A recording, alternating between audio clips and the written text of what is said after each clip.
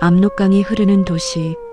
나는 그 강가에서 태어나고 그 강을 보며 늙어가던 사람이었다. 공장에서 쇳물 튀는 소리와 함께 하루를 보냈고 밤이면 그 불빛을 닮은 아내의 미소를 떠올렸다. 그게 내 전부였다. 내 이름은 박철수. 북쪽의 작은 용접공이었다. 일은 고됐지만 하루 세끼 밥을 먹고 딸아이 웃음소리를 들을 수 있는 그 평범함이 나에겐 세상의 전부였다. 아내 정숙은 동네 초등학교 선생님이었고 딸 하나는 그림 그리기를 좋아했다. 겨울이면 눈사람을 만들며 장갑 낀 손으로 내 볼을 때리곤 했다. 그 작은 장난이 내 하루의 위로였다. 철수 씨 손에 불냄새가 배었어요.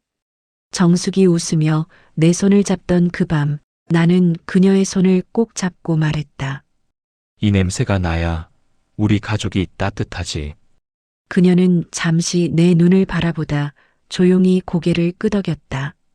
그 미소 속엔 뭔가 말 못할 그림자가 숨어 있었다. 그의 겨울은 유난히 추웠다.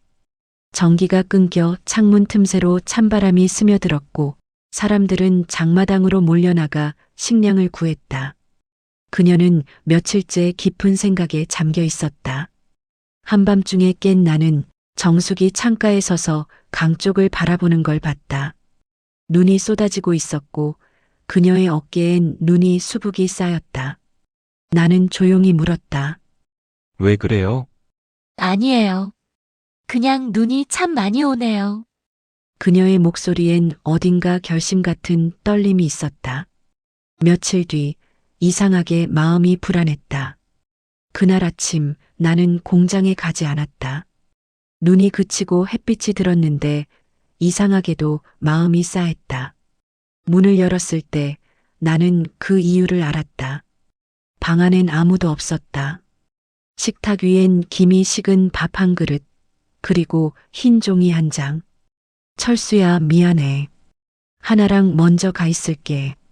그 한 줄이 내 세상을 부숴버렸다. 손끝이 떨려 종이가 찢어질 만큼 움켜쥐었지만 그녀의 흔적은 이미 사라지고 없었다. 나는 미친 듯이 강가로 달려나갔다. 눈은 허리까지 쌓여 있었고 얼음 밑에서 물소리가 울렸다. 멀리서 군인들의 고함과 총성이 들렸다. 하늘엔 새 한 마리조차 없었다. 내 발자국만이 하얀 강 위에 외롭게 찍혔다. 나는 그 자리에서 무릎을 꿇었다. 숨이 차고 눈물이 얼어붙었다. 정수가, 하나야. 내 목소리가 메아리 쳤지만 대답은 돌아오지 않았다. 바람만이 내 울음을 삼켰다. 눈 속 어딘가에 붉은 스카프 한 조각이 떨어져 있었다. 그건 정숙이 아침마다 하나의 머리를 묶어주던 스카프였다. 그걸 손에 쥔 순간 나는 무너졌다. 그날 이후 나는 말을 잃었다. 사람들은 나를 불렀지만 나는 대답하지 않았다. 공장에서도 거리에서도 내 입에서는 오직 두 이름만 맴돌았다. 정숙 하나. 그 이름이 내 심장 속에서 매일 녹고 매일 다시 얼어붙었다. 마을 사람들은 나를 미쳤다고 했다. 철수야, 그만해라. 넘어간 사람들 살아 돌아온 적 없어. 나는 대답하지 않았다. 그래도 가야지. 그 애들은 나를 기다릴 거야. 밤마다 나는 강둑을 돌았다. 얼음 위에 서서 손을 뻗으면 마치 그들의 손끝이 내게 닿을 것 같았다. 눈은 내리고 강은 흐르지 않았다. 그 고요함 속에서 나는 느꼈다. 이대로 멈추면 그들도 사라진다고. 그래서 나는 결심했다. 모든 걸 버리기로. 내 이름도 직장도 고향도. 이제 나는 박철수가 아니다. 나는 박천이다. 나는 강가에 서서 속삭였다. 정수가, 하나야 기다려라. 그 말은 기도이자 맹세였다. 눈은 여전히 내렸고 하늘은 잿빛으로 내려앉았다. 얼음 아래 어딘가에서 그들의 발자국이 아직 남아있을 것만 같았다. 그날 밤 나는 처음으로 국경을 넘은 사람들을 찾아갔다. 사람들은 두려움에 떨며 말했다. 그 길은 죽음의 길이야. 건너는 순간 총알이 먼저 맞아. 하지만 나는 이미 죽은 사람이었다. 살아서 남은 게 없다면 죽어서라도 진실을 봐야 했다. 눈이 내리는 새벽, 나는 압록강을 향해 걸었다. 그 강 위에서 내 두려움은 사라졌다. 그리고 그곳에서 한 남자를 만났다. 그의 이름은 리광철이었다. 그는 돈을 받고 사람을 강 건너로 보내는 브로커였다. 그날 그는 내게 물었다. 당신도 가족을 잃었소? 나는 고개를 끄덕였다. 그럼 나랑 거래합시다. 그의 눈빛은 차가웠다. 그러나 나는 알았다. 이 남자가 내 인생을 송두리째 흔들 인물이라는 것을. 강둑의 눈은 여전히 녹지 않았다. 나는 매일 그 자리에 앉았다. 새벽마다 얼어붙은 물 위로 바람이 지나가면 얼음 아래에서 작은 울음소리가 들리는 것 같았다. 그게 정숙의 목소리인지 하나의 목소리인지 아니면 내 환청인지는 몰랐다. 사람들은 나를 피했다. 누군가는 미쳤다고 했고 누군가는 불쌍하다고 했다. 하지만 나는 여전히 그 강을 바라봤다. 언젠가 눈이 녹으면 그 강이 내게 답을 줄 거라고 믿었다. 어느 날 낡은 장마당 구석에서 술 냄새에 찌든 남자가 내게 말을 걸었다. 가족을 찾는다고 들었소. 그의 목소리는 낮고 거칠었다. 누구한테 들었소? 다 들려 있소. 당신 얘긴 여기서 유명하오. 그 남자의 이름은 리광철이었다. 국경을 넘겨주는 브로커. 하지만 동시에 사람을 파는 자로 악명이 높았다. 나는 망설였다. 그는 웃으며 말했다. 망설일 필요 없소. 살고 싶으면 나를 따라오고 죽고 싶으면 그 자리에 앉아 기다리시오. 그날 밤 나는 그를 따라 나섰다. 달빛이 강 위에 비치고 눈발이 바람을 타고 흩날렸다. 그의 걸음은 거칠었지만 망설임이 없었다. 나는 그 뒤를 따라 걸었다. 한 걸음 또 한 걸음. 뒤돌아보면 눈 위에 찍힌 내 발자국이 바로 지워졌다. 우리는 강가 근처의 낡은 창고에 들어갔다. 그는 담배에 불을 붙이며 말했다. 강을 건너려면 사람을 믿지 말아야 해. 특히 나 같은 놈을. 나는 물었다. 그럼 왜 나를 도와주는 거요? 그는 피식 웃었다. 돈, 그리고 호기심. 호기심? 가끔 미친놈들이 어떤 결말을 맞는지 궁금하거든. 나는 입술을 깨물었다. 그쪽은 사람을 돈으로만 보나. 이 땅에서 사람의 값은 다 돈이요. 그걸 모르면 이미 죽은 거요. 그의 말이 옳았을지도 모른다. 나는 이미 절반쯤 죽은 사람이었다. 그저 시체처럼 숨쉬고 있을 뿐이었다. 며칠 뒤 공장에 보이부 차량이 들어왔다. 누군가 나를 고발했다. 리광철이 나를 이용해 다른 사람을 잡아넘긴 것이다. 박철수, 방국가 행위 혐의로 체포하오. 그날 나는 이름 대신 수치로 불렸다. 금속 문이 닫히고 눈이 멀 정도의 어둠 속에서 나는 처음으로 죽음을 생각했다. 얼굴을 때리는 고무봉, 전기줄의 냄새, 얼음물 속에 처박힌 머리. 그들은 물었다. 가족이 남조선으로 도망쳤지? 아닙니다. 거짓말하지 마. 그리고 또 한 번 물이 얼굴을 덮쳤다. 숨이 끊어질 때마다 나는 그들의 눈빛 속에서 웃음을 봤다. 그 웃음이 지독했다. 세상에서 가장 차가운 웃음이었다. 며칠 후 나는 시체처럼 감방 앞에 버려졌다. 그때 어둠 속에서 한 남자의 목소리가 들렸다. 살고 싶으면 나를 찾아오. 눈을 떠보니 젊은 남자가 물을 내밀고 있었다. 넌 누구요? 나도 이 나라에서 가족을 잃은 사람이요. 그리고 복수하고 싶은 사람. 그는 나를 끌어냈다. 지하문이 열리고 우리는 눈보라 속으로 달렸다. 총성이 들렸지만 발걸음은 멈추지 않았다. 뛰어. 그가 외쳤다. 그날 내 심장은 살아있다는 걸 다시 느꼈다. 살아남는 게 복수의 첫걸음이라는 걸. 우리는 산길을 따라 달려 중국 국경선 근처로 향했다. 새벽이 다가올수록 바람은 매서워지고 피냄새가 공기 속에 섞였다. 그는 낮게 말했다. 오늘 밤 강을 건너야 해요. 지금 아니면 다시 기회가 없어요. 나는 고개를 들었다. 그 강은 내 가족을 삼켰소. 그래도 건너야죠. 그게 당신이 살 길이니까. 나는 눈을 한 움큼 쥐었다. 손 안에서 녹은 눈물이 얼음처럼 차가웠다. 좋소. 건넙시다. 우리는 얼어붙은 강 위에 섰다. 달빛이 얼음 위를 스쳤고 한 걸음 내디딜 때마다 금이 갔다. 나는 조심스럽게 손을 짚으며 기어갔다. 손끝이 얼어 피가 맺혔다. 뒤에서 그가 속삭였다. 조심하시오. 여기선 한 발 잘못 디디면 끝이오. 그때였다. 총성이 울렸다. 그가 비명을 지르며 쓰러졌다. 뛰어. 그의 마지막 말이었다. 나는 뒤돌아보지 않았다. 얼음 조각이 깨지고 차가운 물이 다리를 휘감았다. 하지만 나는 기어갔다. 눈과 피와 눈물이 뒤섞인 강 위를. 손톱이 부러지고 입술이 터져도 멈추지 않았다. 그 강은 이제 물이 아니라 내 인생의 경계였다. 강 건너편으로 몸을 던졌을 때 눈이 하얗게 내리고 있었다. 숨이 막혀 눈을 떴을 때 낯선 목소리가 들렸다. 괜찮소? 여긴 중국이요. 나는 희미하게 웃었다. 살았구나. 하지만 그 순간 어디선가 낮은 속삭임이 들려왔다.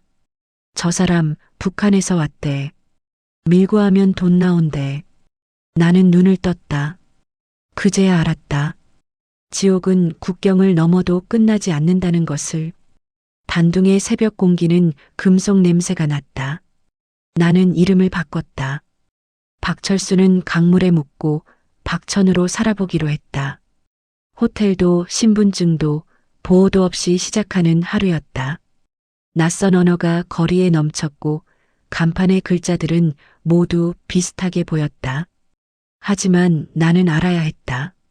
정숙과 하나가 어디로 사라졌는지, 그들의 발자국이 어디로 이어지는지. 먼저 잠자리부터 해결했다. 하숙집 주인은 말이 적었다. 대금을 선불로 내면 질문하지 않겠다고 했다. 좁은 방에는 누런 전등 하나와 삐걱거리는 침대가 전부였다. 나는 벽지를 만져보았다. 축축했고 오래된 곰팡이 냄새가 배어 있었다. 그래도 지붕이 있고 문이 닫히면 사람의 체온이 남는다. 오늘 밤은 그걸로 충분했다. 돈이 필요했다. 나는 공방을 찾아다녔다. 손등에 굳은 살을 보여주며 일자리를 구했다. 사장은 내 손을 보더니 고개를 끄덕였다. 말이 적고 손이 빠른 사람을 좋아한다고 했다. 나는 대답 대신 장갑을 꼈다. 불꽃은 늘 같은 소리를 냈고 쇠는 늘 같은 방식으로 달궈졌다. 세상이 바뀌어도 손이 기억하는 일은 변하지 않았다. 밤엔 거리로 나갔다. 환전소 앞 커다란 시계 아래에서 사람들은 오고 갔다. 나는 그들의 걸음, 시선, 손의 떨림을 관찰했다. 누가 주고 누가 받고 누가 사라지는지. 어둠은 거짓말을 숨기지만 몸짓은 숨기지 못한다. 어느 청년이 3번 연속 같은 시간에 같은 공중전화로 향하는 걸 보았다. 몸을 웅크리고 전화를 받고 짧게 끊었다. 그의 눈빛엔 두려움보다 습관이 있었다. 습관은 길목을 만든다. 하루는 환전소 뒤편에서 누군가 귓속말을 건넸다. 리광철이라는 이름을 입에 올리지 말라고, 그를 찾고 싶다면 뒤를 먼저 지워야 한다고. 남자는 골목 모퉁이의 낡은 공중전화 상자를 가리켰다. 밤 11시가 되면 벨이 울릴 거라고 했다. 받지 말고 누가 받는지 보라고 했다. 나는 그 말을 믿기로 했다. 믿음이 아니라 선택이었다. 이 도시에서 질문은 총알이 되고 대답은 족쇄가 된다. 11시를 조금 넘겨 벨이 울렸다. 첫 번째 벨, 두 번째 벨. 후줄근한 파카 차림의 청년이 다가와 수화기를 들었다. 나는 어둠 속에서 그의 입술을 보았다. 오늘 밤 다리 아래 보관함. 그는 아주 짧게 말하고 전화를 끊었다. 눈이 흩날렸다. 나는 그가 떠난 뒤에야 숨을 내쉬었다. 사람은 흔적을 남기지 않으려 하지만 시간은 항상 흔적을 남긴다. 다음 날 새벽 강가의 오래된 다리 밑으로 갔다. 콘크리트 틈새에 작은 금속함이 끼워져 있었다. 내 손이 떨렸다. 뚜껑을 연히 싸구려 휴대전화와 종이 한 묶음이 들어 있었다. 휴대전화에는 번호가 몇 개뿐이었다. 종이에는 지명과 약속 시간이 섞인 표가 적혀 있었다. 단둥, 연길, 두만, 그리고 이니셜 하나. H. 나는 그것을 주머니 깊숙이 넣었다. 가끔 한 글자가 한 사람을 구한다. 하루가 멀다 하고 새벽에 일어나 공방으로 갔다. 낮엔 쇳덩이를 들고 밤엔 걸었다. 가끔은 하숙집 주인이 국수 한 그릇을 내밀었다. 나는 말없이 젓가락을 들었다. 국물은 짰고 김은 옅었다. 그러나 몸이 뜨거워졌다. 그게 전부였다. 윤서라는 여자를 그때 만났다. 시장 통로에 작은 책을 깔고 앉아 있는 조선족 여인이었다. 그녀는 눈을 마주치지 않았고 물건 값을 깎아주지도 않았다. 대신 봉투 안쪽에 자그마한 수첩을 넣어주었다. 표지 안쪽에는 단 한 줄. 주일 새벽 미용실 지하. 나는 고개를 끄덕였다. 고개를 끄덕이는 일은 말을 믿는 일보다 쉽다. 주일 새벽 미용실 지하는 좁고 낮았다. 10명 남짓한 사람들이 모여 앉아 있었다. 누군가는 손을 모았고 누군가는 벽만 바라보았다. 나는 그중 한 남자에게 물었다. 아이를 잃어버렸다고, 아내의 흔적이 끊겼다고. 남자는 눈을 내리깔고 말했다. 살아있다면 반드시 신호를 보낸다고. 오직 가족만 알아볼 수 있는 신호를. 신호라면 무엇일까? 나는 하나의 버릇을 떠올렸다. 그 아이는 받아쓰기를 할 때 늘 마지막 점을 2개 찍었다. 그리고 코끼리를 그리면 항상 빨간색으로 칠했다. 빨간 코끼리. 그 말만 떠올려도 목이 메었다. 나는 주머니 속 종이를 꺼내 다시 펼쳐보았다. 모서리에 작은 낙서가 있었다. 삐뚤빼뚤한 코끼리. 붉은 색연필로 칠해진 귀와 코. 그 아래 작은 점 2개. 나는 그 자리에 주저앉을 뻔했다. 손등으로 눈을 훔치고 연필로 약속 시간을 원으로 둘렀다. 이틀 뒤 같은 보관함. 나는 낮에 공방에서 남는 전선을 주워 작은 장치를 만들었다. 오래된 블랙박스와 보조 배터리를 이어 뚜껑이 열리면 자동으로 촬영이 시작되게 했다. 정비공의 손이 아버지의 마음을 도왔다. 허술했지만 충분했다. 진실은 화려한 카메라보다 놓치지 않는 눈을 더 두려워한다. 약속의 밤 바람이 다리를 울렸다. 나는 그림자에 몸을 숨겼다. 먼저 환전소 청년이 와서 상자를 스쳤다. 그는 아무것도 꺼내지 않았다. 그 다음 모자를 깊이 눌러 쓴 중년이 와서 작은 USB를 꺼내고 황급히 사라졌다. 세 번째, 발걸음이 가볍고 규칙적인 사람이 다가왔다. 여자였다. 그녀는 상자를 열어 봉투를 꺼내 들었고 아주 잠깐 손끝이 떨렸다. 그 떨림이 슬픔인지 두려움인지 나는 알 수 없었다. 나는 낮게 말했다. 기다리오. 그녀는 몸을 돌려 흉기를 꺼내 들었다. 가까이 오면 찌르겠다고 했다. 나는 두 손을 들어 보였다. 나는 아버지요. 딸을 찾는 사람. 그녀의 눈이 흔들렸다. 윤서가 보냈느냐고 물었다. 나는 놀랐지만 고개를 끄덕였다. 그녀는 봉투를 반으로 찢었다. 절반은 내 손에, 절반은 그녀의 손에 남았다. 이어붙이면 지도가 된다며 일부러 찢는 게 규칙이라고 했다. 내 손에 남은 종이 조각에는 아이의 글씨가 섞여 있었다. 아빠, 코끼리는 빨가. 마침표 대신 길게 늘어진 받침. 하나의 버릇이었다. 나는 숨을 삼켰다. 이것은 누군가의 장난이 아니었다. 피가 통하는 사람의 신호였다. 그녀는 장소를 말했다. 연길 쪽 통간창고, 이틀 뒤 밤. 그곳에서 마지막 확인을 하라고 했다. 마지막이라는 단어가 마음을 베었다. 나는 고개를 끄덕이고 뒤돌았다. 그 순간 골목 끝에 절뚝이는 그림자가 서 있었다. 낯익은 걸음. 어깨로 공기를 밀어내듯 걷는 방식. 해산에서 내 어깨를 내리치던 그자의 리듬.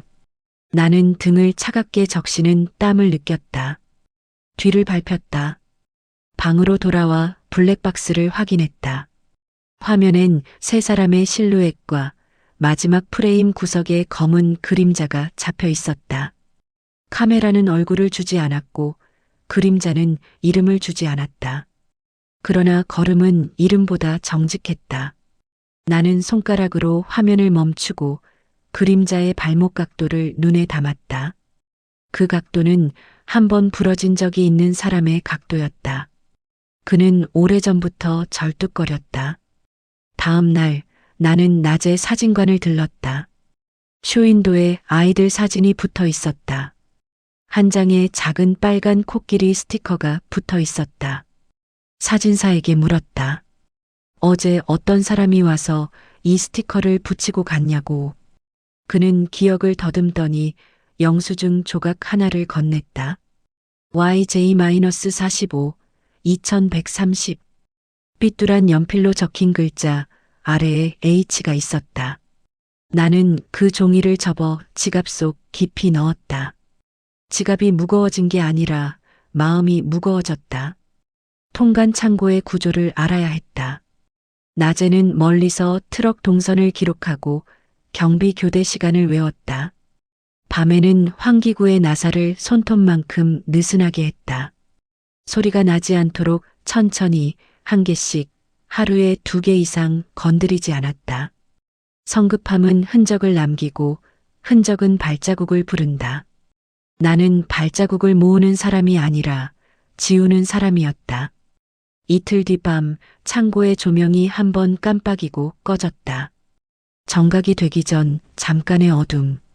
나는 그 틈에 환기구를 열었다. 안은 냉장고 같은 냄새가 났다. 상자들이 길을 만들고 바코드들이 벽을 만들었다. 나는 몸을 낮게 하고 YJ-45 라인을 더듬었다. 멀리서 짧은 통화음이 들렸다. 도착했다. 아이는 교환 물건이다. 그 말이 공기를 식혔다. 사람이 물건이 되는 순간 세상은 한 번 더 부서진다. 나는 상자 모서리에 장치를 붙였다. 녹화등이 보이지 않게 천으로 가렸다. 발소리가 가까워졌다. 마스크를 쓴 2명과 절뚝이는 1명. 그가 상자를 열고 USB를 들어 올렸다. 오늘은 미끼라고 말했다. 진짜는 내일이라고. 나는 숨을 삼켰다. 미끼가 있다는 건 물고기가 있다는 뜻이었다. 그 말은 동시에 함정이 있다는 뜻이기도 했다. 그때 어둠을 가르는 작은 떨림이 들렸다. 아빠. 깨진 유리 같은 목소리였지만 나는 그 한 음절에서 세상을 들었다. 몸이 먼저 움직였다. 그러나 발목이 바닥에 박힌 듯 움직이지 않았다. 움직였다면 끝났을 것이다. 그날 밤 나는 배우기로 했다. 한 발 물러나야 한 걸음 내디딜 수 있다는 것을, 지금은 지켜보는 시간이라는 것을. 나는 밖으로 나왔다. 하늘은 낮게 내려앉았고 새벽은 아직 멀었다. 몸이 떨렸지만 마음은 전보다 조용했다. 하나가 살아있을 확률이 생겼다. 정숙이 만든 신호의 문법이 보였다. 빨간 코끼리, 2개의 점, 틀린 철자. 모두 살아있다는 증거였다. 진실은 때로 문장 속에서 틈을 만들어 살아남는다. 나는 담배를 사서 불을 붙였다가 곧 끄고 주머니에 넣었다. 입안이 썼다. 목이 쓰다는 건 아직 살아있다는 뜻이었다. 나는 마음속으로 반복했다. 내일 밤 같은 자리 마지막 확인. 그리고 만약을 대비해 또 다른 길. 길은 하나만 있으면 길이 아니다. 2개는 있어야 길이 된다. 하숙집으로 돌아가는 길, 골목 입구에 다시 그림자가 섰다. 이번엔 숨지 않았다. 나는 그대로 걸었다. 그림자가 천천히 다가왔다. 서로의 발걸음이 절반쯤 가까워졌을 때 그는 담배불을 털어냈다. 불빛이 잠깐 내 얼굴을 비추고 다시 꺼졌다. 목소리가 낮게 떨어졌다. 찾고 싶으면 내일 북쪽 담장 너머로 오게. 문은 닫혀 있지만 종은 살아있다. 그 말은 수수께끼 같았고 동시에 분명했다. 닫힌 문을 여는 건 열쇠가 아니라 울리는 소리라는 뜻이었다. 방에 돌아와 누웠지만 잠은 오지 않았다. 천장에 균열이 보였고 균열은 강줄기처럼 퍼졌다. 그 틈 사이로 정숙의 얼굴이 떠올랐다. 그녀가 마지막으로 남긴 말들이 파편처럼 흩어졌다. 살아남아야 한다. 그게 전부였다. 살아남으면 반드시 만난다. 나는 그렇게 믿기로 했다. 믿음이 없으면 걸을 수 없고 걸을 수 없으면 찾을 수 없다. 새벽이 와도 창밖은 어두웠다. 내일을 위해 손가락 관절을 주물렀다. 장갑을 가방에 넣고 나사를 위한 얇은 줄을 다시 감았다. 주머니 안쪽 깊숙한 곳에 종이 조각을 접어 넣었다.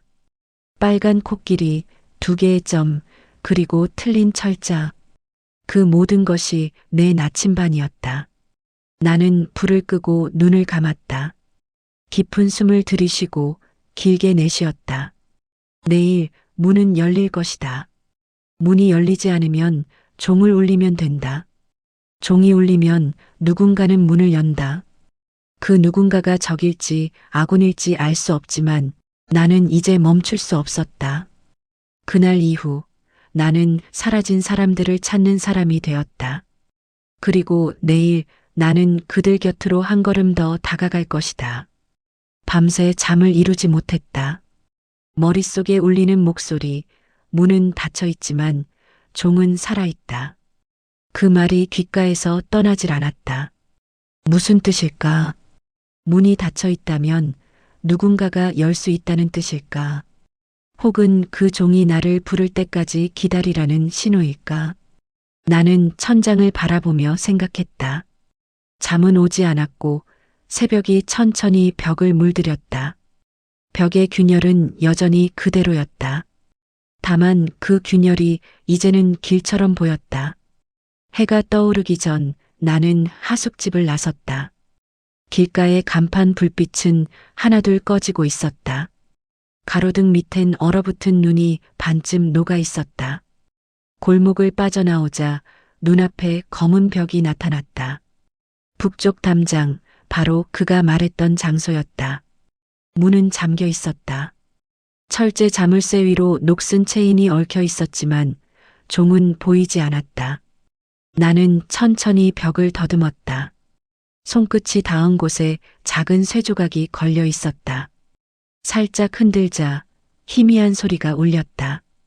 정말 종이었다. 작고 낡은 금속 조각 하나가 새벽 공기 속에서 미약하게 울렸다. 그때였다. 뒤에서 낮은 목소리가 들려왔다. 찾았군요. 나는 반사적으로 몸을 돌렸다. 한 여자가 서 있었다. 어깨까지 내려오는 검은 코트, 목엔 회색 머플러. 얼굴 절반은 모자, 그림자에 가려져 있었다. 나는 물었다. 당신은 누구요? 그녀는 대답 대신 종 옆에 문을 밀었다. 문이 천천히 열렸다. 들어오세요. 이제부터는 제 얘기를 들어야 해요. 안은 좁은 방이었다. 벽에는 낡은 신문과 지도들이 덕지덕지 붙어 있었다. 연길, 단둥, 선양, 그리고 국경선 근처의 빨간 점들. 그녀가 의자에 앉으며 말했다. 당신 박철수 씨 맞죠? 나는 숨을 멈췄다. 지금은 박천이라고 불립니다. 그녀는 미소를 지었다. 그 이름 알고 있었어요. 당신이 강을 건넜을 때부터 나는 의심스러운 눈빛으로 그녀를 바라봤다. 그녀는 천천히 종이 서류 한 장을 꺼냈다. 그 위엔 내 이름과 사진, 그리고 날짜가 적혀 있었다. 사진은 해상 공장에서 찍은 것이었다. 이걸 어디서? 우리 쪽에도 귀가 있어요. 당신이 찾는 사람, 정숙 씨. 그녀도 한때 우리와 연결되어 있었어요. 그녀의 목소리는 담담했지만 말끝이 조금 흔들렸다. 정숙이 살아있습니까? 그녀는 고개를 끄덕이지도 젓지도 않았다. 살았는지 죽었는지는 아직 몰라요. 하지만 당신의 딸 하나, 그 아이는 살아있습니다. 심장이 멎는 듯했다. 뭐라고요? 그녀는 작은 봉투를 내밀었다. 봉투 안에는 사진 한 장이 들어 있었다. 사진 속엔 초등학교 복장을 한 여자아이가 있었다. 머리를 반묶음으로 하고 손에는 색연필이 들려 있었다. 코끼리를 그리고 있었다. 붉은색이었다. 이건 그 아이가 그린 그림이에요. 우리 쪽 연락원이 비밀리에 찍은 겁니다. 그 아이는 현재 연길 인근 보육원에 있습니다. 하지만 단순한 보육원이 아니에요. 그녀의 말투가 갑자기 무거워졌다. 그곳은 인신매매 조직이 만든 위장시설이에요. 아이들을 데려다가 신분을 바꾸고 팔아넘깁니다. 하나는 아직 그 안에 있어요. 정숙 씨는 그 아이를 구하려다 붙잡혔습니다. 나는 손으로 얼굴을 감쌌다. 숨이 막혔다. 눈물이 아니라 숨이 나왔다. 그럼 지금 그 둘 다 살아있어요. 하지만 오래 버티진 못할 겁니다. 조직이 움직이고 있으니까. 그녀는 말을 멈추고 내 눈을 똑바로 봤다. 그 아이를 구하려면 당신이 직접 움직여야 해요. 나는 고개를 들었다. 왜 날 돕는 거요? 그녀는 잠시 침묵하다가 대답했다. 예전에 나도 아이를 잃었어요. 그때 아무도 나를 도와주지 않았어요. 그래서 이번엔 내가 도와야 해요. 그녀의 눈빛은 차가웠지만 그 안에는 확실한 온기가 있었다. 그녀의 이름은 윤서였다. 나는 그 이름을 마음속에 새겼다. 그녀는 서류 더미 속에서 지도를 꺼냈다. 이게 보육원 구조도예요. 정문은 보위부가 지키고 있어서 접근이 불가능해요. 하지만 뒤편 식량 창고로 통하는 통로가 하나 있어요. 그 통로를 이용해야 합니다. 혼자서? 아니요. 당신 혼자면 죽어요. 우리가 도와줄 겁니다. 우리가? 그녀는 조용히 웃었다. 세상은 잔인하지만 아직 완전히 죽진 않았어요. 죽지 않은 사람들이 모이면 세상은 조금이라도 바뀌니까. 그날 밤 나는 윤서와 함께 창고의 위치를 파악했다. 그녀는 작은 무전기를 꺼내 나에게 건넸다. 이건 우리 쪽 연결선이에요. 당신이 위험하면 이걸로 신호를 보내요. 우린 멀리 있지 않아요. 나는 그것을 두 손으로 받았다. 손끝이 떨렸다. 누군가의 믿음이 이렇게 무겁게 느껴진 건 처음이었다. 윤서는 창문으로 눈을 바라보았다. 당신 믿음이 있나요? 나는 대답하지 않았다. 그녀가 나 대신 말을 이었다. 믿음이 없으면 사람은 아무것도 지킬 수 없어요. 그 말이 낯설지 않았다. 정숙이 늘 하던 말이었다. 사람은 믿음을 잃으면 사랑도 잃는다. 나는 천천히 고개를 끄덕였다. 있습니다. 아직 남은 믿음이 하나 있어요. 내 딸 하나. 그 아이를 믿습니다. 윤서는 고개를 끄덕이며 미소 지었다. 그럼 그걸로 충분해요. 그날 밤 나는 하늘을 올려다봤다. 눈은 멈추지 않고 내렸다. 새벽을 향해 걷는 두 그림자. 이제 나는 혼자가 아니었다. 세상은 여전히 차갑고 어두웠지만 그 어둠 속에 불빛 하나가 켜졌다. 그리고 나는 그 불빛의 이름을 희망이라고 불렀다. 윤서와 함께 보육원으로 향하던 날 새벽부터 눈이 내렸다. 가느다란 눈발이 길 위를 덮고 바람이 골목마다 휘돌았다. 차는 오래된 벤이었고 유리창에는 서리가 껴 있었다. 우리는 말을 아꼈다. 계획은 이미 머릿속에 각인되어 있었다. 윤서는 조수석에서 지도를 접었다 펴며 말했다. 오늘이 마지막이에요. 이걸 넘기면 우린 다시 돌아올 수 없어요. 나는 고개를 끄덕였다. 괜찮아요.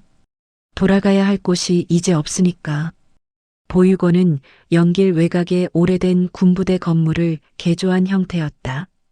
겉으로 보기엔 조용하고 깨끗했지만 담장 안쪽에는 철조망이 삼중으로 둘러져 있었다.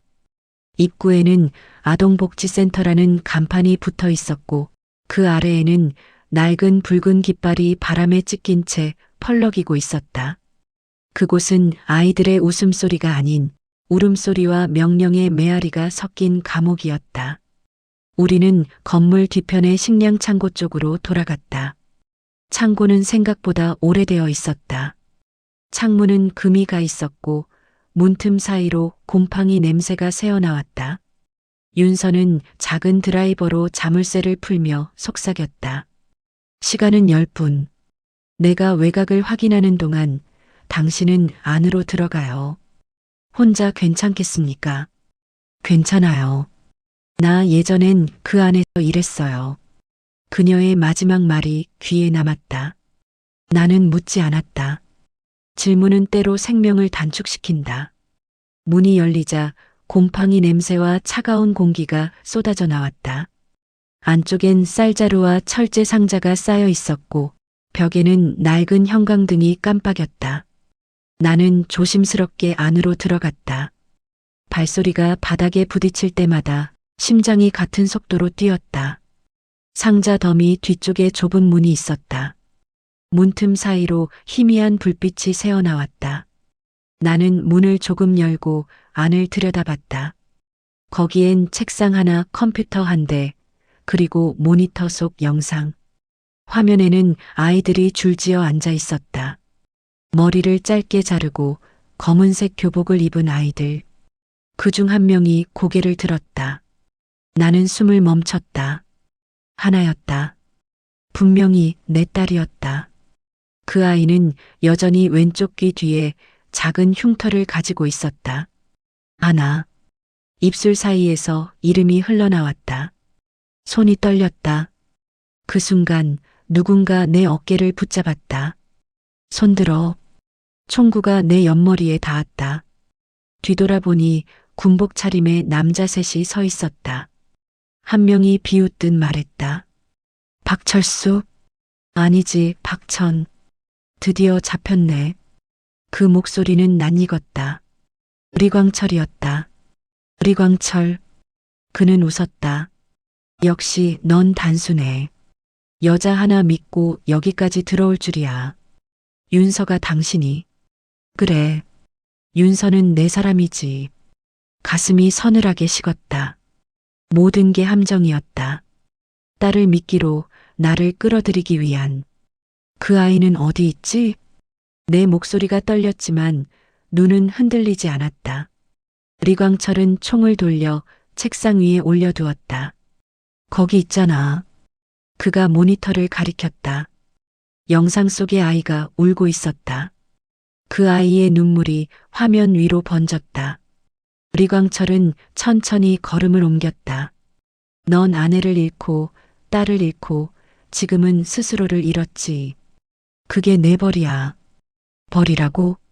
그래. 우린 같은 놈들이야. 살기 위해 팔았고, 살기 위해 속였어. 다만, 넌 아직 인정하지 못할 뿐이지. 그 말에 피가 끓었다. 나는 그의 목을 움켜쥐었다. 하지만 옆에 부하가 내 머리를 가격했다. 시야가 흔들렸다. 바닥에 쓰러지며 마지막으로 본 건 리광철이 웃으며 내 블랙박스를 들어 올리는 모습이었다. 이 장치 덕분에 내가 덫에 걸린 거야. 귀에서 피가 흘렀다. 눈앞이 깜깜해졌다. 의식이 멀어지기 직전 어디선가 총성이 들렸다. 그리고 비명. 리광철의 목소리가 찢어졌다. 배신했어, 윤서 내가. 눈을 떴을 때 내 앞에는 윤서가 서 있었다. 총을 쥔 손이 떨리고 있었다. 살아있네요. 그녀의 얼굴엔 피가 튀어 있었다. 나는 신음을 삼켰다. 왜? 우린 다 도구였어요. 그들이 나를 이용했고 나도 그걸 알면서 움직였어요. 하지만 당신이 아이를 찾는 걸 보고 이젠 못하겠더라고요. 윤서는 눈을 감았다. 리광철은 끝났어요. 하지만 아직 남았어요. 그 위에 더 큰 이름이. 누굽니까? K. 그들이 쓰는 암호예요. 남과 북을 넘나드는 그림자들. 정숙 씨도 그걸 쫓다 잡혔어요. 나는 손으로 머리를 감쌌다. 모든 조각이 하나로 이어졌다. 정숙은 조직의 실체를 알고 있었고 그녀는 그걸 세상 밖으로 알리려다 잡혔다. 딸 하나는 그 안에 갇혔고 나는 이제 그 두 사람의 죄와 진실을 동시에 짊어지게 된 것이다. 윤서는 피 묻은 손으로 내 팔을 잡았다. 이제 선택해야 해요.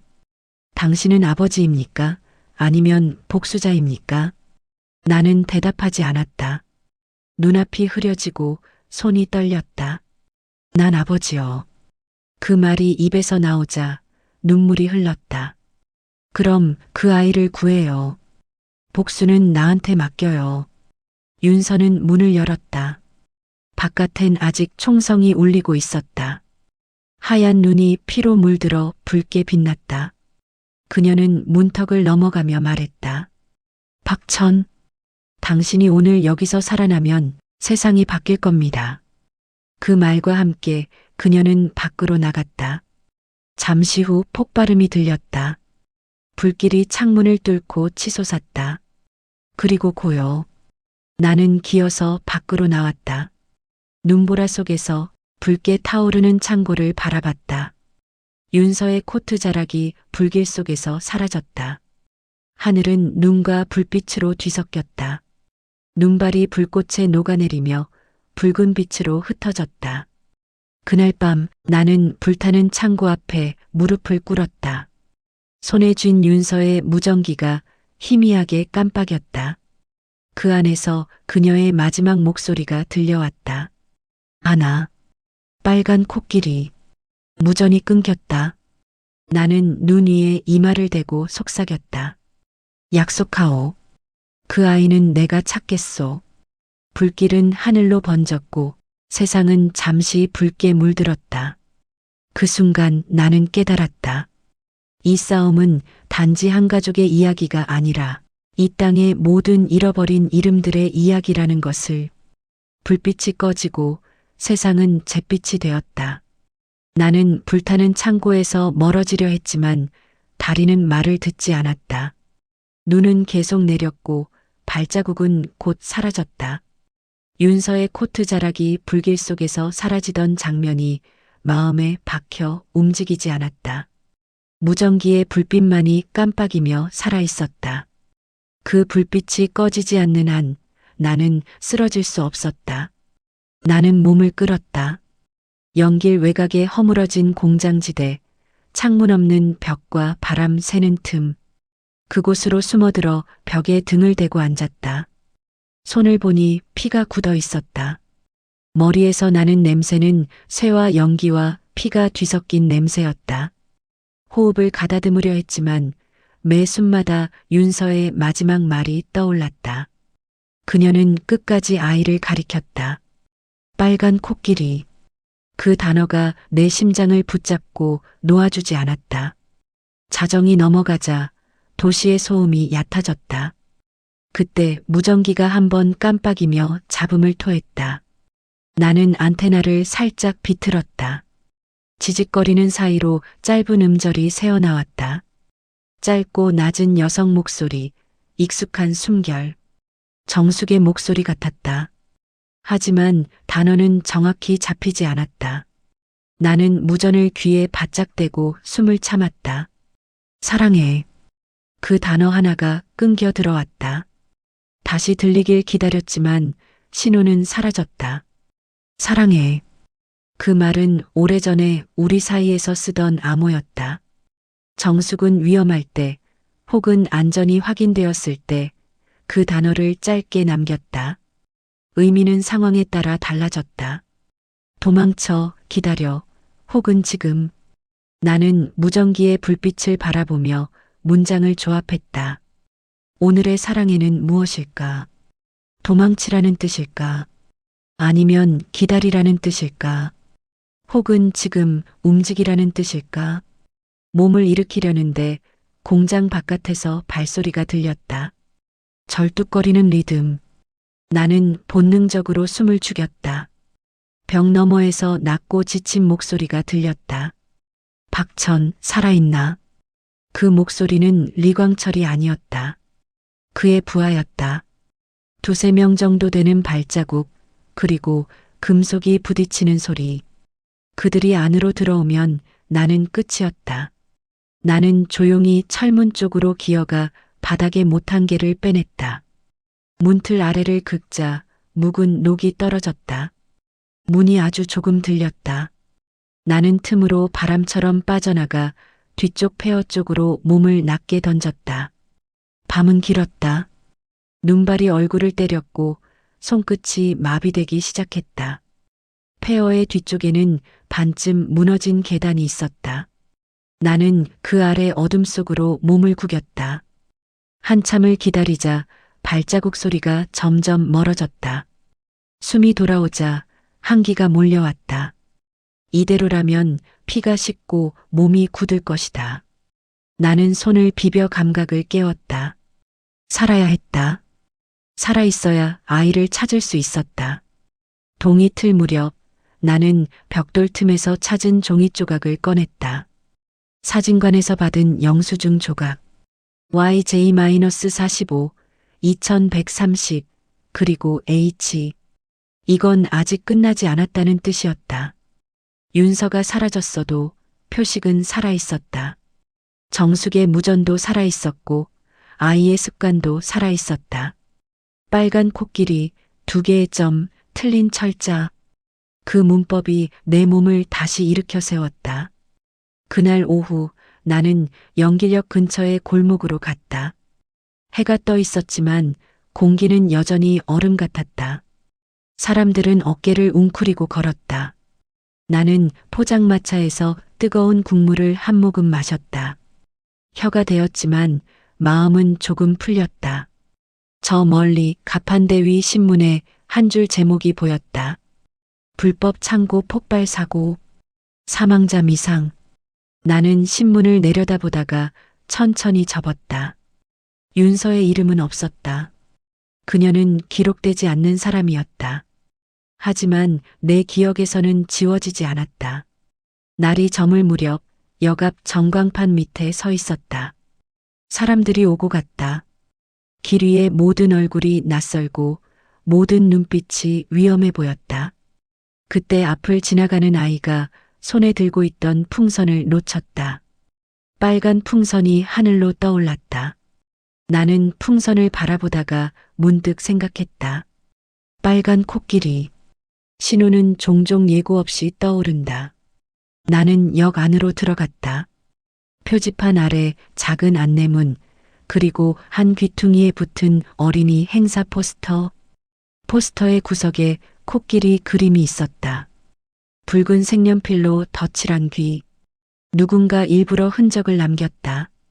나는 포스터를 떼다가 접었다. 뒷면에 작은 글씨가 적혀 있었다. 서쪽 출구, 매점 뒤. 매점 뒤는 좁았다. 폐지 뭉치와 빈 박스, 그리고 쓰레기 봉투. 나는 박스들을 치우다 작은 철제함을 발견했다. 자물쇠는 낡아 있었다. 주머니에서 못을 꺼내 빗장을 틀었다. 뚜껑이 열리자 안에는 목도리 조각과 작은 메모리 카드가 있었다. 목도리는 붉었다. 나는 목도리를 주머니에 넣고 카드를 손바닥에 올려 햇빛에 비춰보았다. 아주 작게 긁힌 자국이 코끼리 모양을 닮아 있었다. 정숙의 손길이었다. 하숙방으로 돌아와 카드 리더기에 꽂았다. 화면에 짧은 영상이 떴다. 어두운 방, 흔들리는 프레임, 작게 들리는 숨소리.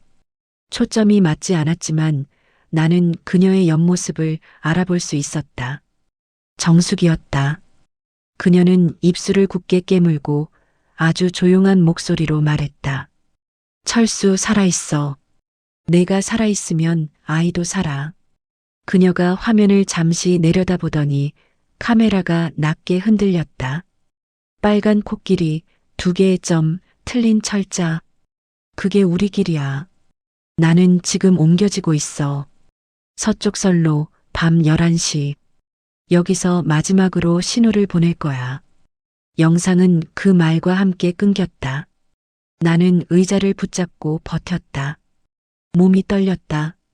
슬픔과 안도, 분노와 희망이 동시에 밀려왔다. 나는 발코니 문을 열고 찬 공기를 껴안았다. 눈이 다시 내리고 있었다. 오늘 밤 11시. 서쪽 선로. 그때까지 숨을 쉬고 서 있고 걸어야 했다. 시간을 죽이는 법을 잊었다. 시계는 느리게 움직였고 손가락 관절이 욱신거렸다. 나는 배낭을 정리했다. 전선, 블랙박스, 메모장, 작은 드라이버, 붕대. 한 번 실패하면 모든 게 끝난다. 2번 실패하면 내 이름이 사라진다. 나는 가방을 닫고 문 앞에 세웠다. 심장이 더 크게 뛰었다. 두려움이 아니라 살아있다는 증거였다. 11시에 맞춰 역 뒤편 선로로 갔다. 서쪽 선로는 사람의 발길이 뜸했다. 눈이 얕게 쌓여 있었다. 가로등 사이사이 어둠이 깊었다. 선로 옆 배수로의 덮개가 조금 열려 있었다. 나는 그 옆에 몸을 웅크리고 앉았다. 손목시계에 초침이 들리는 듯했다. 바람 속에서 발소리가 났다. 규칙적으로 그러나 조심스럽게. 나는 숨을 멈추고 귀를 기울였다. 그림자 셋이 다가왔다. 앞에 2사람은 빠르게 움직였고 뒤에 한 사람은 걸음이 불안했다. 나는 고개를 아주 조금 들어 그들의 실루엣을 보았다. 여인의 어깨선, 묶은 머리, 어둠 속에서 반짝이는 목걸이의 작은 빛. 정숙이었다. 그녀는 양쪽에서 끌려가듯 걷고 있었다. 나는 발목에 힘이 들어가는 걸 느꼈다. 하지만 움직이면 끝이다. 한 발 앞서기보다 반걸음 뒤에서 기다려야 했다. 그들이 배수로 앞을 지나칠 때 나는 덮개를 살짝 들어 무전기를 떨어뜨렸다. 무전기는 바닥을 튀며 철제 소리를 냈다. 순간 앞에 2사람이 고개를 돌렸다. 정숙은 눈을 아주 잠깐 아래로 내렸다. 그 틈에 그녀의 입술이 재빨리 움직였다. 둘, 뒤, 열. 그녀는 허리를 아주 조금 틀어 내 쪽을 보았다. 나는 고개를 아주 미세하게 끄덕였다. 그녀는 다시 고개를 들고 아무 일 없던 듯 걸었다. 둘, 뒤, 열. 이건 예전에 우리가 쓰던 숫자 방식이었다.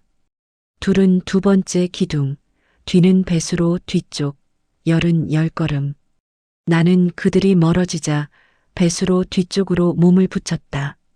그곳엔 낡은 철문이 있었다. 문턱 아래에는 작은 금속 상자가 묻혀 있었다. 나는 금속판을 들어 올리고 안을 더듬었다. 쌀쌀한 금속감, 그리고 종이 한 장.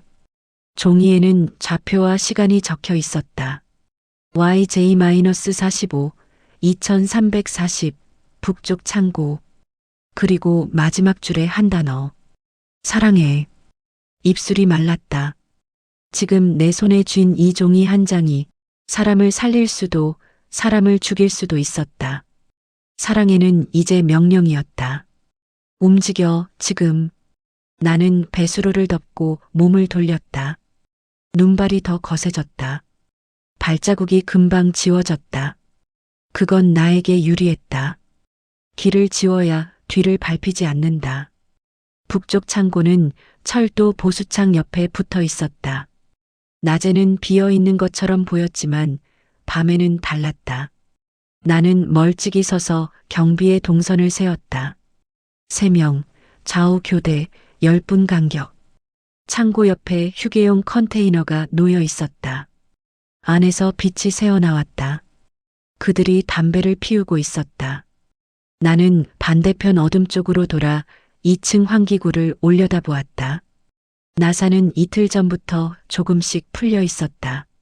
나는 장갑을 끼고 손가락으로 마지막 나사를 돌렸다. 환기구가 아주 조용히 들렸다. 안은 차갑고 어두웠다. 뱃속에서 소리가 났다. 긴장과 공복이 섞인 소리였다. 무시했다. 그 소리에 귀 기울이면 머뭇거리게 된다. 나는 몸을 낮게 하고 환기 덕트를 기었다.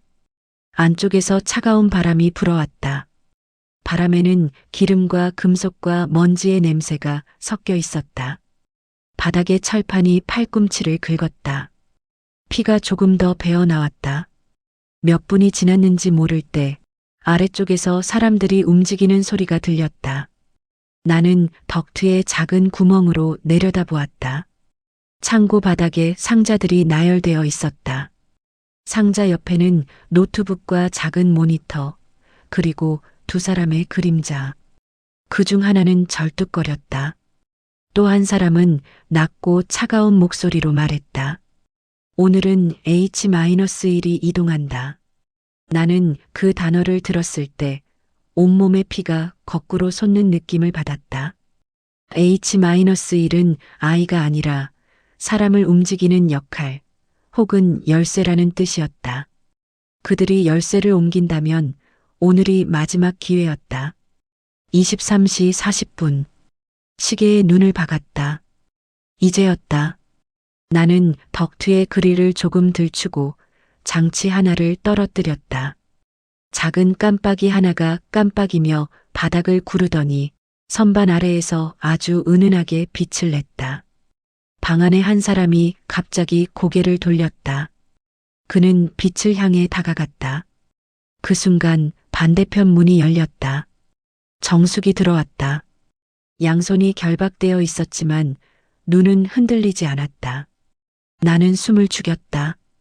그녀의 시선이 천장을 스치며 내 자리 근처를 지나갔다. 아주 짧게, 아주 빠르게. 그녀는 내가 있다는 걸 알고 있었다. 절뚝이는 남자가 말했다. 오늘로 끝이야. K에게 넘기면 우린 손 털어. 다른 남자가 낄낄 웃었다. K가 누구든 상관없지.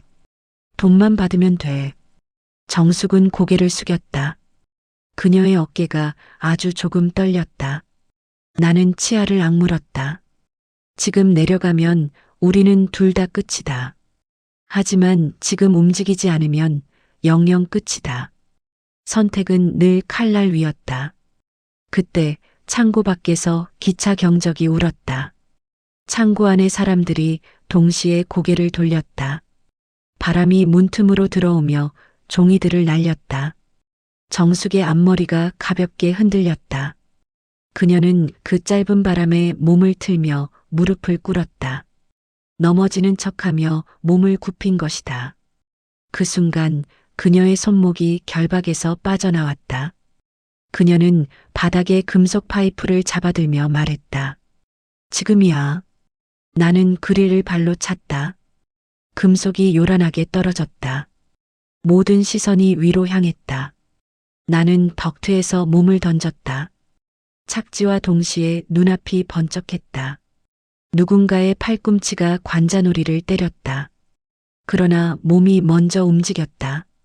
나는 바닥을 굴러 파이프를 잡아 올렸다. 정숙이 다른 쪽에서 파이프를 휘둘렀다. 절뚝이는 남자가 비틀거리며 총을 빼들었다. 나는 그의 손목을 발로 짓눌렀다. 총이 바닥을 튕기며 멀리 나갔다. 다른 남자가 내 뒤통수를 향해 달려왔다. 정숙이 몸으로 막아섰다. 그녀의 어깨에서 둔탁한 소리가 났다. 나는 그 남자의 무릎을 걷어찼다. 그가 쓰러졌다.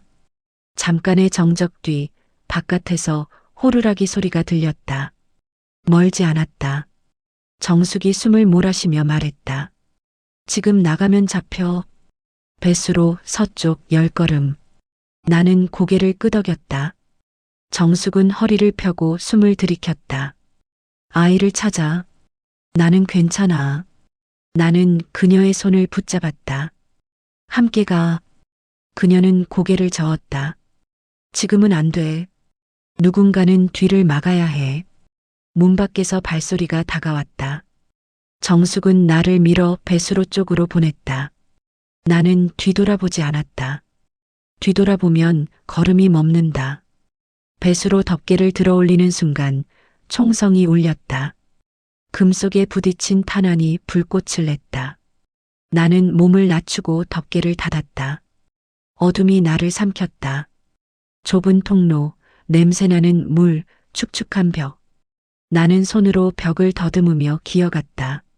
멀리서 사람들의 고함이 울려왔다. 정숙의 목소리는 들리지 않았다. 나는 이를 악물고 더 빠르게 기었다. 통로 끝에 작은 구멍이 있었다. 나는 그곳으로 몸을 비틀어 빠져나왔다. 밖은 더 차가웠다. 눈은 쉬지 않고 내렸고 바람은 거칠어졌다. 나는 숨을 고르며 어둠 속에 몸을 붙였다. 손목시계를 보았다. 12시를 조금 넘겼다. 오늘 밤은 끝나지 않았다. 끝나지 않아야 했다. 나는 역 쪽으로 뛰었다. 선로 위에서 눈이 부서졌다. 기차가 지나간 뒤의 공기가 아직 떨리고 있었다. 나는 플랫폼 그림자 속으로 몸을 감췄다.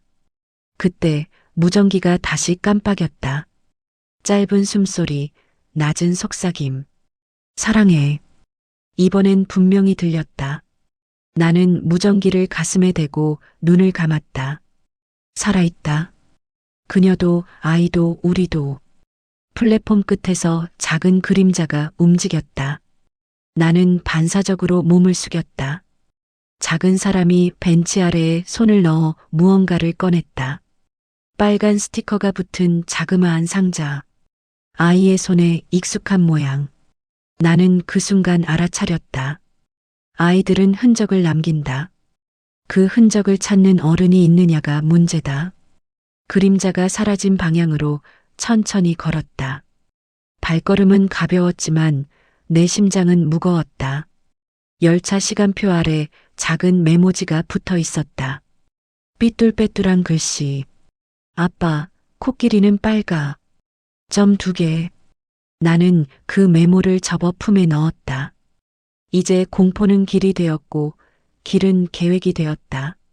가장 어두운 밤이 끝나면 새벽은 온다. 새벽이 오지 않으면 내가 불을 켠다. 나는 다시 걸었다. 눈이 내리고 발자국은 사라지고 공기는 식어갔다. 하지만 내 안의 불은 꺼지지 않았다. 세상은 여전히 잔인했고 이름 없는 사람들이 사라지고 있었다. 그래도 나는 알았다. 한 아이의 이름을 지켜내면 그 이름이 또 다른 이름을 불러올 거라는 것을. 그게 내가 오늘 밤에 붙든 믿음이었다. 다시 무전기가 깜빡였다. 짧은 신호음 하나와 함께 낮은 남자의 목소리가 스쳤다. 찾지 마라. K를 건드리면 끝이다. 나는 무전기를 입 가까이 가져갔다. 끝이 두려웠다면 강을 건너지 않았을 거다. 잠시 침묵이 흘렀다. 그 뒤로 아주 작은 웃음소리. 그럼 버텨봐라. 너의 밤은 아직 시작도 안 했다. 무전이 끊겼다. 나는 고개를 들었다. 눈발 사이로 역사의 전광판이 흐릿하게 빛났다. 숫자와 글자들이 뒤섞여 깜빡였다. 그 사이로 아주 짧은 한 줄이 나타났다. 빨간 사과. 정숙이 예전에 쓰던 또 다른 표시. 사과 상자, 코끼리, 2점. 모든 것이 한 곳으로 수렴하고 있었다. 나는 주머니에서 윤서의 무전기를 꺼내 옆에 놓았다. 불빛은 여전히 미약하게 깜빡였다. 그녀의 마지막 말이 마음에 머물렀다. 우린 다 도구였어요. 그 말이 비수처럼 남아 있었지만 나는 그 문장을 다르게 받아 적었다. 우리는 도구가 아니라 길이었다. 누군가 뒤를 막으면 누군가 앞을 연다. 오늘 밤은 내가 앞을 여는 차례였다. 나는 다시 걷기 시작했다. 서쪽으로, 그 다음 북쪽으로. 눈길을 가르고 그림자 사이를 통과했다. 사람들은 자고 있었고 도시의 숨은 낮게 깔려 있었다. 나는 혼자가 아니었다. 사랑해라는 신호가 내 귀에 사려 있게 남아 있었고 빨간 코끼리가 내 앞길에 작은 점 2개를 찍어주고 있었다.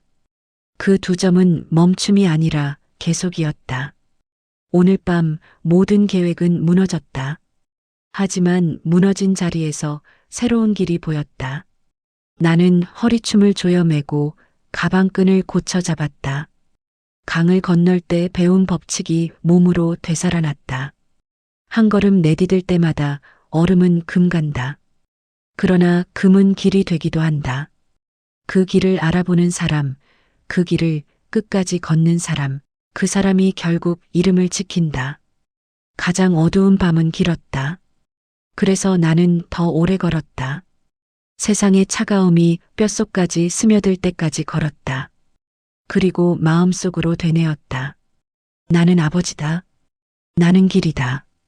나는 오늘도 내일도 아이의 이름을 부를 것이다. 그리고 내일 밤 나는 마침내 그 이름을 세상이 들을 수밖에 없게 만들 것이다. 지하로 내려가는 계단은 냉기와 피비린내로 가득했다.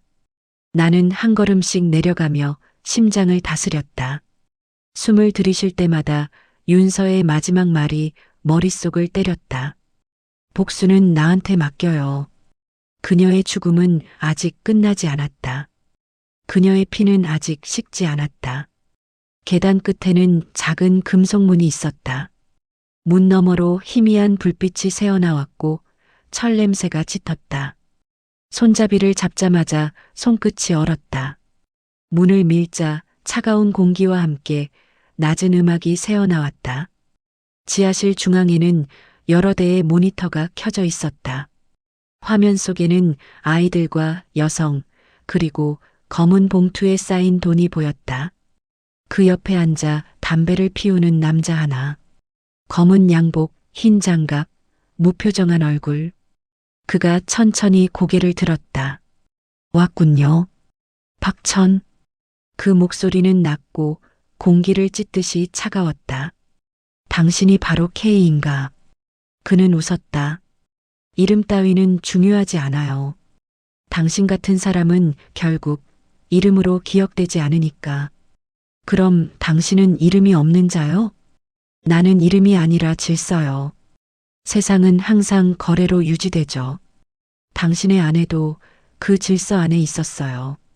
심장이 잠시 멈췄다. 무슨 소리를 하는 거요? 그는 담배를 비벼 끄며 말했다. 정숙 씨는 우리 조직의 내부인이었소. 처음에는 당신과 아이를 살리려 우리에게 정보를 흘렸죠. 하지만 그 대가로 당신의 이름이 넘겨졌소. 나는 숨을 삼켰다. 거짓말이야. K는 미소를 지었다. 거짓이었으면 좋았겠죠. 하지만 그녀는 후회했어요. 그래서 아이를 구하려다 잡혔죠.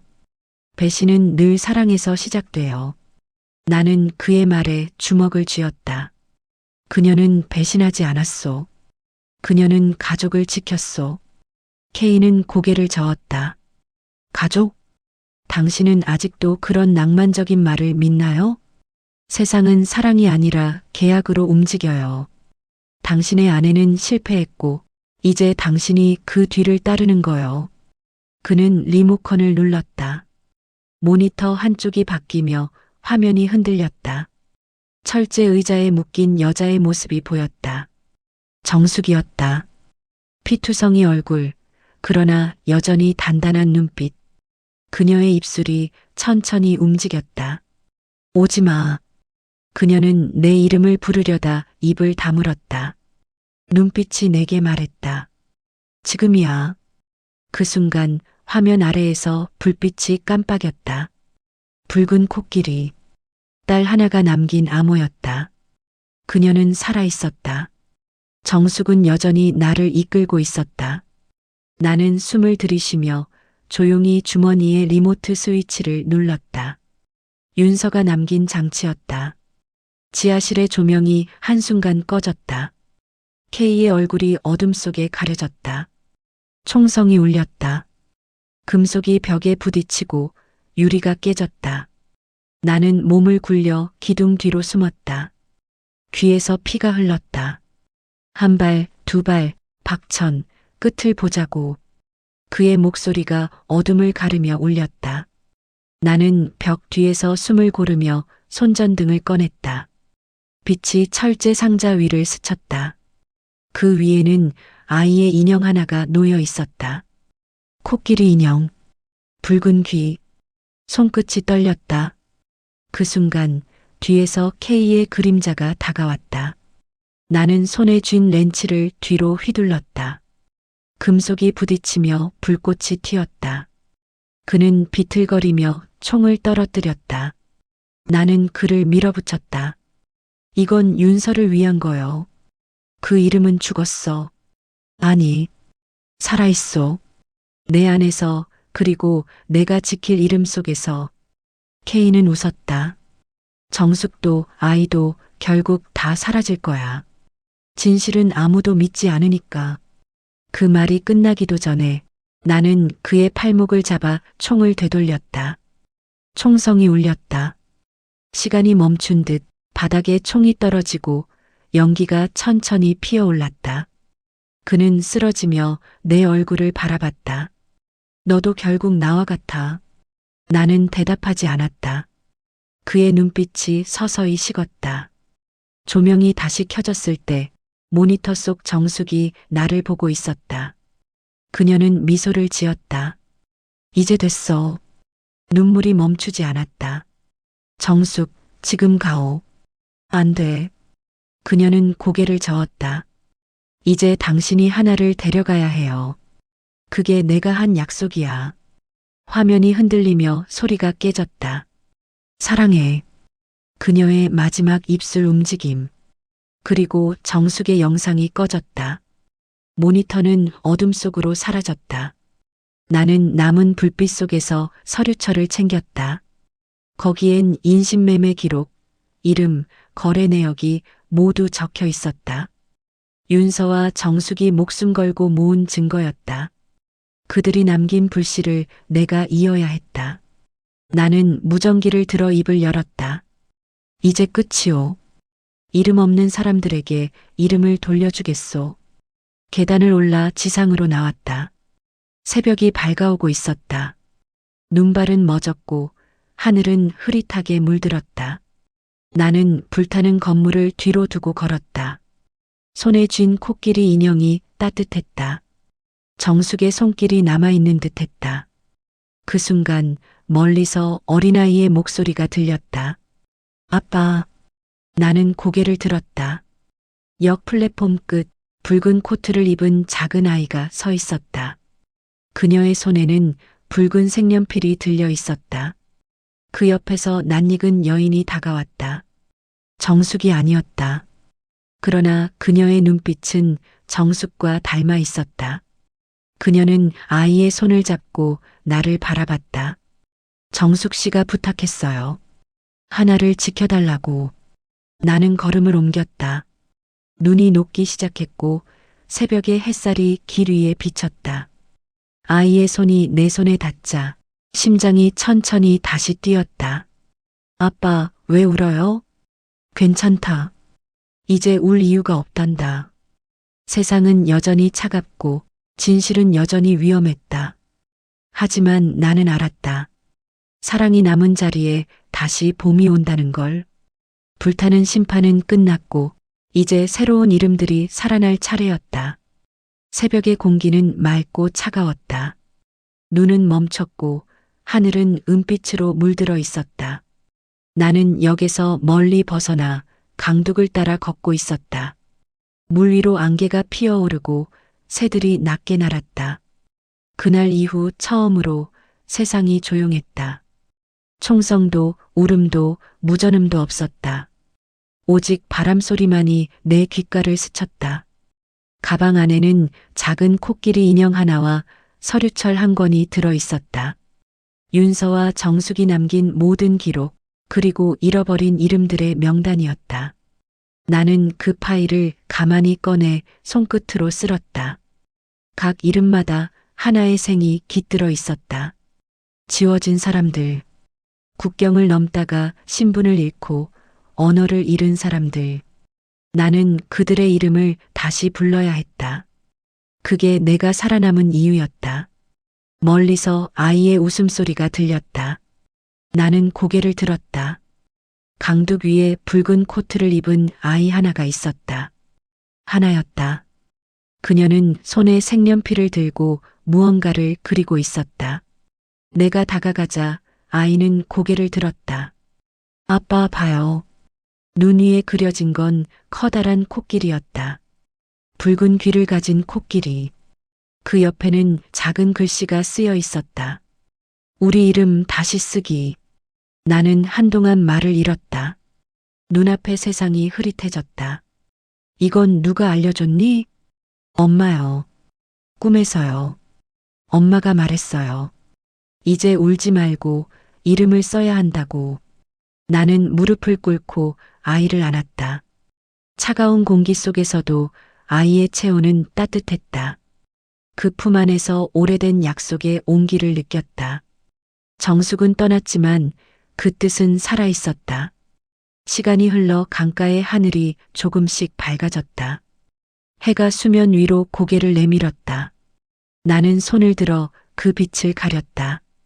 눈부신 빛 사이로 윤서의 목소리가 들리는 듯했다. 끝이 아니에요. 진실은 사람의 손에 남아요. 나는 고개를 끄덕였다.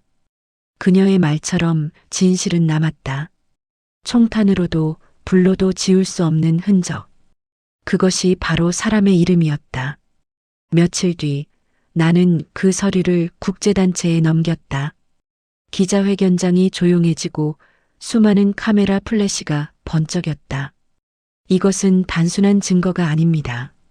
나는 마이크 앞에서 말했다. 이건 이름을 되찾는 일입니다. 죽은 사람들의 기록을 복구하는 건 정의의 문제가 아니라 인간의 문제입니다.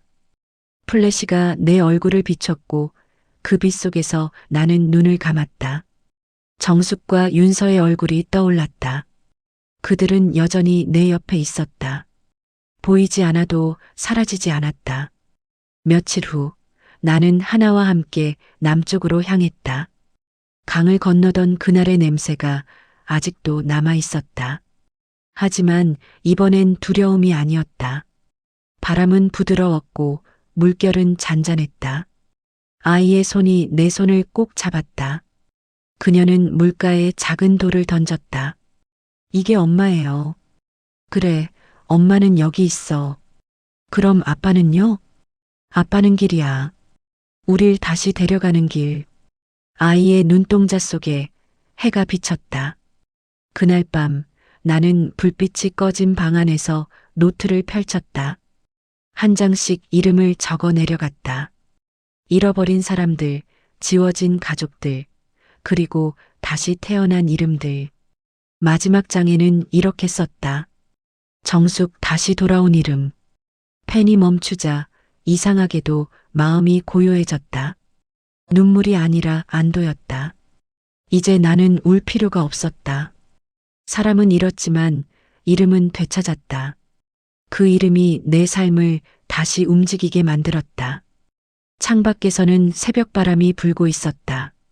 그 바람은 강 건너에서 불어왔다. 그곳은 윤서가 쓰러졌던 자리이자 우리가 처음 다시 살아났던 자리였다. 나는 창문을 열고 바람을 깊게 들이마셨다. 찬 공기 속에서 숨이 맑아졌다. 어딘가에서 정숙의 목소리가 들리는 듯 했다. 고마워요. 이제 우리 이름 남았어요. 나는 미소를 지으며 대답했다. 그래, 당신이 남긴 길이니까. 강 위로 해가 완전히 떠올랐다. 수면에 반사된 빛이 눈부시게 흩어졌다. 아이 하나가 내 옆에서 그 빛을 향해 손을 흔들었다. 그 순간 나는 알았다. 모든 어둠은 언젠가 빛을 향해 걷는다는 걸. 그 빛 속에서 사람은 다시 이름을 얻는다는 걸. 나는 가방을 둘러매고 걸었다. 뒤에는 강, 앞에는 햇살, 그리고 내 옆엔 아이의 웃음소리. 세상은 여전히 불완전했지만 오늘만큼은 완전했다. 나는 속삭였다. 이제 정말 집으로 가자. 아이의 손이 내 손을 꼭 잡았다. 그리고 우리는 눈 덮인 강 위를 천천히 걸었다. 새벽은 그렇게 우리를 품으며 빛으로 바뀌었다.